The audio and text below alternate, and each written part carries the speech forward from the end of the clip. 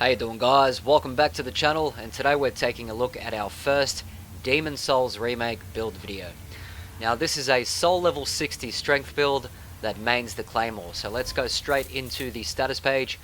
We're at soul level 60 with 30 vitality, 18 intelligence, 20 endurance, 27 strength, 10 magic and 16 faith. Now over to the equipment page. In the right hand here I've got a crushing Claymore +5. Now crushing because it scales better with strength. In the second right hand slot here I've got a crushing Knight Sword +5, and in my left hand slots I've got a buckler here first as my parrying tool.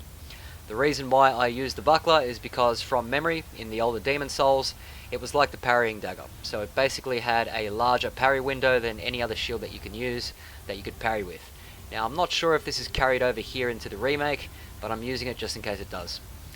Now in my second left hand slot here I've got a Talisman of Beasts. I'm going to explain why I use this here a little bit later, so let's go straight into the armor. Now with my armor here I was pretty much going for Fashion Souls. I kind of think the DLC armors look pretty good in my opinion, so I went here for the Red Eye Knight helmet, the Bolitarian Royalty clothes, Bolitarian Royalty leggings and the Imperial Spy gloves. Basically what I was looking for here is to be below the 50% weight ratio. That way we're rolling okay, so we're avoiding that fat roll. Now for my rings, I've got a cling ring here because we're invading as a Black Phantom. Okay, so we want a little bit more HP when we invade. I'm also using the foes ring here because that's going to increase our attack power when we are a Black Phantom, so it's handy to have. Now why am I using the Talisman of Beasts? Essentially because I'm using a miracle and also a spell here. The good thing about the Talisman of Beasts is that it actually casts both. So you can cast both miracles and sorceries just using the Talisman of Beasts. So that actually saves you having to swap that out, swapping catalysts, swapping talismans. Can't be bothered for that. Just use the Talisman of Beasts, does both. Now the miracle that I'm using here is Second Chance. If you've played Dark Souls 3, Second Chance is pretty much like your Tears of Denial. Good thing is though that when Second Chance actually pops, you get back half of your HP, so it's quite effective, especially in invasions.